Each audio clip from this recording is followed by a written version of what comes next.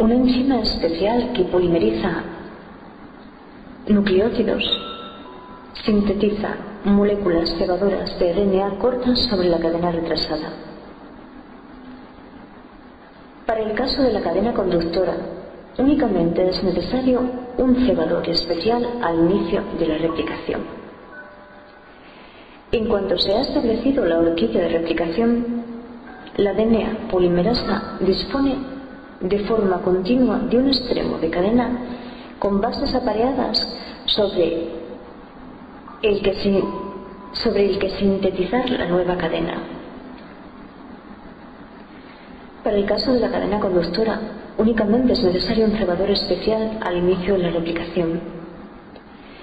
En cuanto se ha establecido la horquilla de replicación, la DNA polimerasa dispone de forma continua de un extremo de cadena con bases apareadas sobre el que sintetizar la nueva cadena.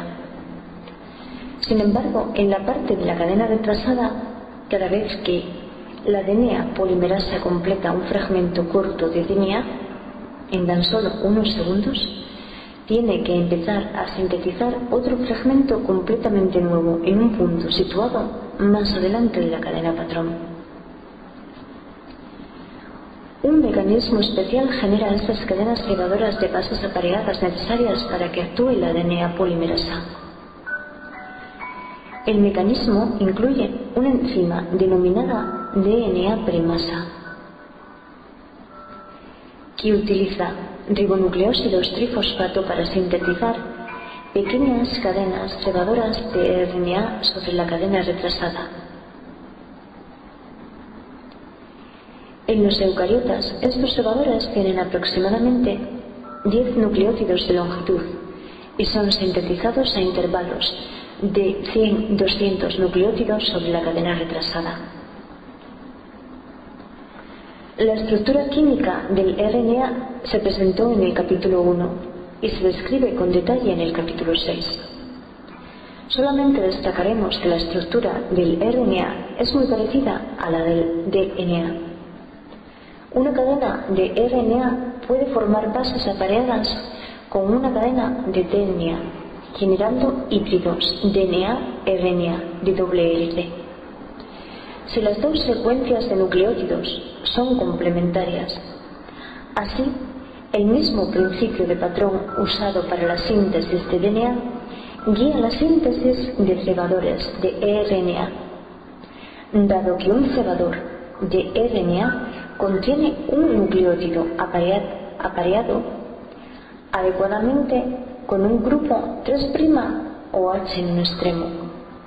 El RNA puede elongarse mediante la DNA polimerasa por este extremo, empezando un fragmento de Okazaki.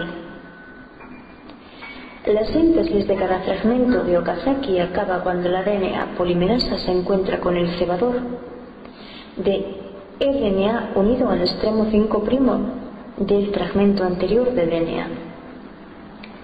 Para producir una cadena continua de DNA a partir de gran número de fragmentos sintetizados sobre la cadena retrasada, actúa con rapidez un sistema especial de reparación del DNA que elimina el cebador de RNA y lo sustituye por DNA. A continuación, una enzima llamada DNA ligasa une el extremo 3' de cada nuevo fragmento de DNA al extremo 5' del fragmento anterior y completa todo el proceso.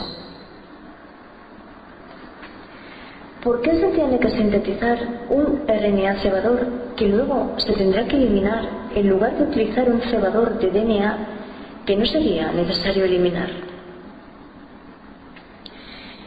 El argumento de que una polimerasa autocorrectora no puede iniciar cadenas de nuevo también implica lo contrario. Una enzima capaz de iniciar cadenas de nuevo no puede presentar un sistema eficiente de autocorrección. Por consiguiente, cualquier enzima que inicie la síntesis de los fragmentos de Okazaki producirá, por necesidad, una copia relativamente incorrecta, con un error cada 10 elevado a 5 bases por lo menos. Incluso, aunque la cantidad que se conservara de esta copia en el producto final constituyera una parte tan pequeña como el 5% del genoma total, por ejemplo, 10 nucleótidos por cada fragmento de DNA de 200 nucleótidos, el incremento resultante de la frecuencia general de mutación sería enorme. Por consiguiente, parece razonable que la utilización de moléculas de RNA como cebador en lugar de moléculas de DNA suponga una poderosa ventaja evolutiva, ya que los ribonucleótidos del cebador marcan automáticamente estas secuencias como copia dudosa que debe ser eliminada y reemplazada.